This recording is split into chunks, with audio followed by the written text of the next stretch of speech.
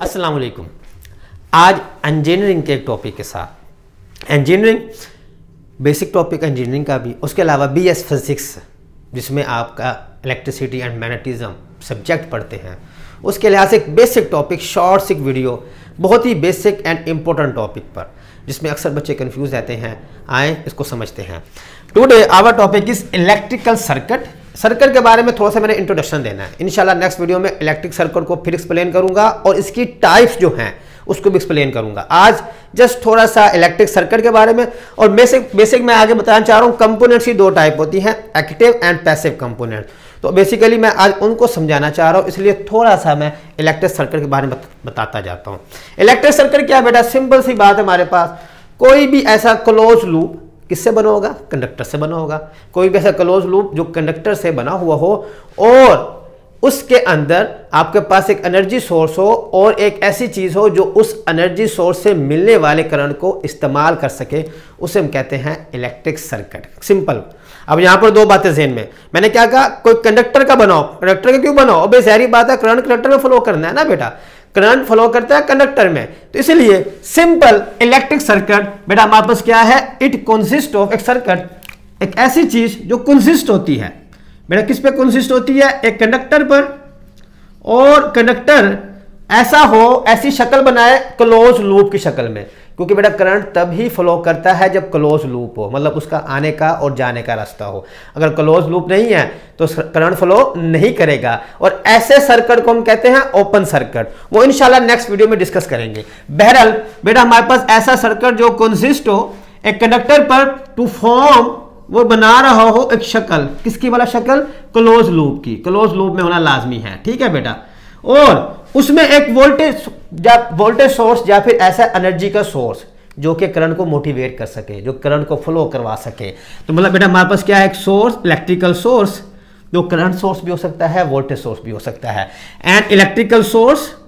और उसके अलावा बेटा मेरे पास क्या होगा? प्लस कोई ऐसी चीज हो जो उसको कंज्यूम कर सके, कोई इसको कंज्यूम कर सके, मतलब कंज्यूमिंग ऐसी चीज जो बेटा हमारे पास इस सोर्स में से आने वाले करंट को कंज्यूम कर सके, उसे हम क्या कहेंगे? कंज्यूमिंग। हमारे पास कोई थिंग, इन चीजों से मिलकर बनेगा आपका इलेक्ट्रिक सर्किट। लेट्स सपोज बेटा मेरे पास क्या है? एक वोल्टेज सोर्स है, AC वोल्टेज सोर्स है।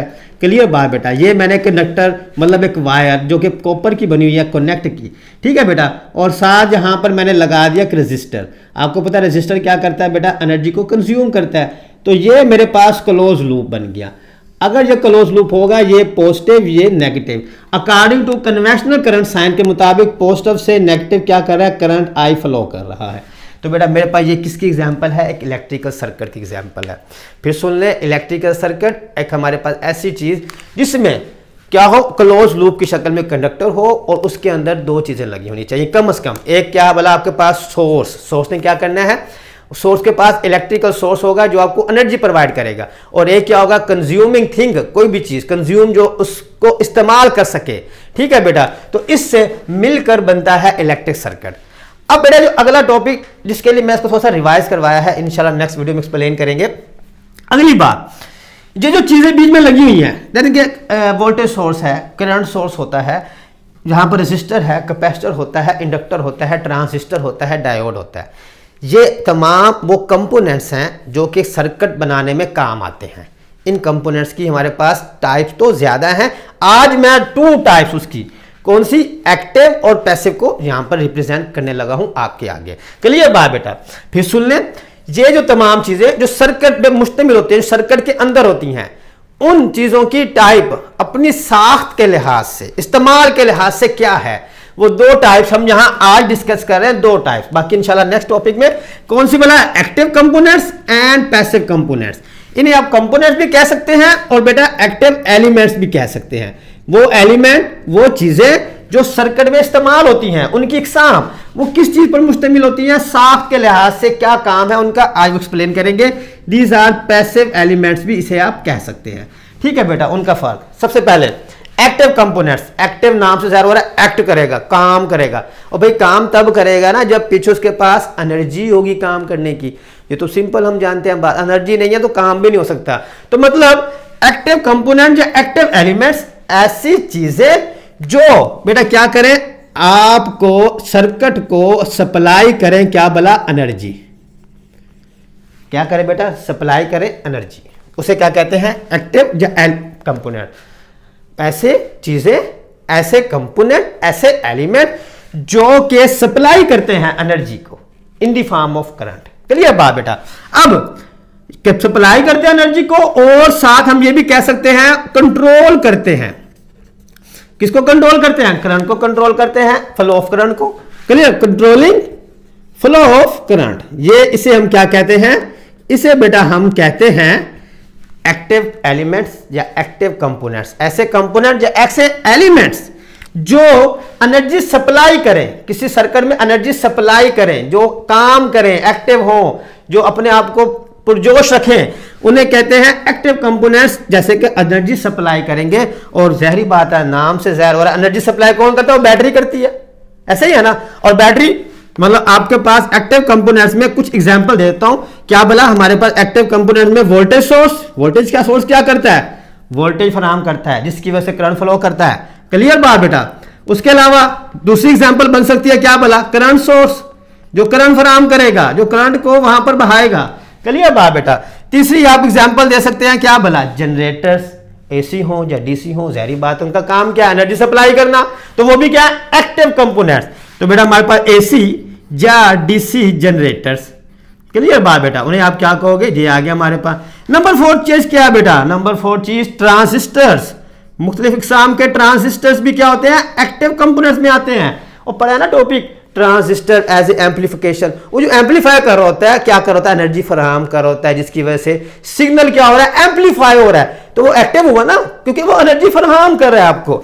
तो ट्रांजिस्टर्स मुख्तलिफ किस्म के वो भी शामिल हैं किसमें, एक्टिव कंपोनेंट्स में। And number 5 diodes. बेटा डायोड्स भी आपको, डायोड्स की मुख्तलिफ किस्में हैं, तमाम वाले बेटा वो भी क्या है, एक्टिव कंपोनेंट्स में शामिल होते हैं, क्योंकि वो कोई ना कोई काम कर रहे होते हैं। मैं सिंपल डायोड की बात करता हूं, क्या करता है जी, एसी को डीसी में कन्वर्ट करता है, काम कर रहा है ना, तो बेटा वो क्या कर रहा है, काम कर रहा है, तो एक्टिव कंपोनेंट है, सिंपल लफ्जों में। बाकी इंशाल्लाह आगे तफसील से पढ़ेंगे। एक्टिव कंपोनेंट्स वो कंपोनेंट जो एनर्जी को सप्लाई करें, क्या बोला, जब करंट को कंट्रोल करें, उन्हें कहते हैं active components. Example, voltage source, current source, AC या DC generators, transistors and diodes.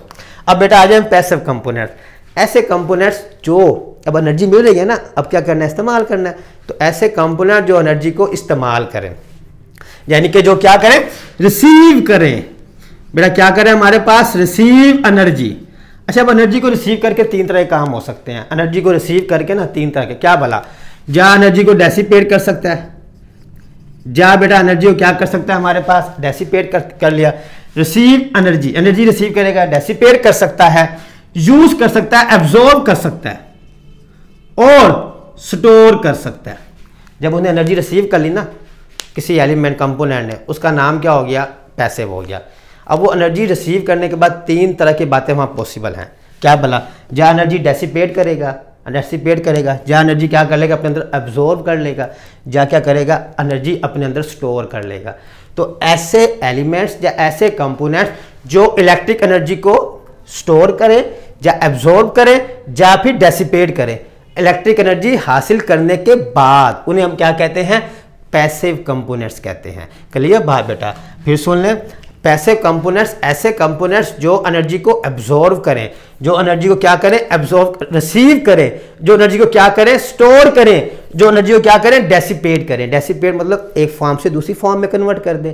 Clear बात। एब्जॉर्ब मतलब अपने अंदर उसको अपने अंदर जज़ब कर लिया, और स्टोर मतलब अपने अंदर स्टोर कर लिया। और स्टोरिंग में आपको पता है कि 2 तरह की स्टोरिंग होती है। कौन कौन स्टोरिंग बेटा होती है, या तो वो इलेक्ट्रिक फील्ड की शक्ल में स्टोर करता है, या बेटा क्या करता है, वो मैग्नेटिक फील्ड की शक्ल में स्टोर करता है। हाँ जी, सही पहचान रहे हैं कि इलेक्ट्रिक फील्ड में स्टोर करने वाला इंडक्टर और मैग्नेटिक फील्ड में स्टोर करने वाला कैपेसिटर। तो वो क्या हुए, पैसिव कंपोनेंट्स। तो मतलब पैसिव कंपोनेंट्स की अगर मुझे एग्जांपल देनी है, तो सबसे पहली सबसे बड़ी एग्जांपल रेजिस्टर। क्या करता है बेटा, एनर्जी को डेसिपेट करता है, खुद से एनर्जी देता नहीं है, जो आई है उसको लेकर डेसिपेट करता है। सेकेंडली कैपेसिटर, बेटा कैपेसिटर क्या करता है, एनर्जी को वो भी क्या करता है, अपने अंदर आपको खुद नहीं देगा, एनर्जी लेगा, लेकर एनर्जी क्या करेगा बेटा, अपने अंदर स्टोर कर लेगा। किसकी फॉर्म में, मैग्नेटिक फील्ड की शक्ल में, ठीक है बेटा। उसके इलेक्ट्रिक फील्ड की शक्ल में, इलेक्ट्रिक फील्ड शक्ल में क्या करेगा, स्टोर कर लेगा। और थर्ड इंडक्टर, इंडक्टर का ही पता है बेटा, वो क्या करता है, खुद से कोई एनर्जी फराहम नहीं करता, बल्कि आपने जो एसी से वोल्टेज उसको फराहम किया अपने अंदर स्टोर कर लेगा in the form of magnetic field. चलिए बात चौथी बेटा एग्जांपल यहां मैं कौन दे सकता हूं, ट्रांसफार्मर। बेटा वो भी किसमें आता है, ट्रांसफार्मर खुद से कोई एनर्जी वगैरह एक्साइट नहीं कर होता है, एक्टिव नहीं कर होता, बल्कि इस्तेमाल करता है, मिलती है उसमें म्यूचुअल इंडक्शन लगाकर उसको ज्यादा या कम करता है, नंबर ऑफ टर्न्स पे डिपेंड करके। इंशाल्लाह ट्रांसफार्मर पर भी मुकम्मल जब हमारी वीडियो आएगी। बहरहाल तो मुझे पता लग गया आज क्या बोला, आज मैंने 3 बातें सीखी। सर्किट का सीखा, सर्किट क्या होता है बेटा, हमारे पास एक चीज़ होती है जो कंसिस्ट होती है कंडक्टर पर, जो लूप की शक्ल में होता है। लूप की शक्ल में क्यों होना चाहिए, ताकि करंट फ्लो कर सके। दूसरी बात, उसमें एक सोर्स होता है जो एनर्जी पूरे चीज़ को फराहम कर सके। और इसका मतलब यह है कि किसी भी सर्किट में एक्टिव कंपोनेंट लाजमी मौजूद होगा, किसी भी सर्किट में एक्टिव कंपोनेंट लाजमी मौजूद होता है। इलेक्ट्रिक और पैसिव हो भी सकता है, नहीं भी हो सकता है। अगर नहीं होगा तो सिंपल करंट फ्लो करता रहेगा, अगर कोई होगा तो वो उसको एनर्जी को रिसीव कर लेगा। क्लियर बात बेटा, ये सर्किट है। अगर बात की जाए कंपोनेंट, सर्किट के अंदर जो चीजें लगी होती हैं उनको उनके कंपोनेंट्स या एलिमेंट्स कहते हैं। आज हम 2 कंपोनेंट्स को डिस्कस कर रहे हैं, एक आपके पास एक्टिव कंपोनेंट, एक पैसिव कंपोनेंट्स।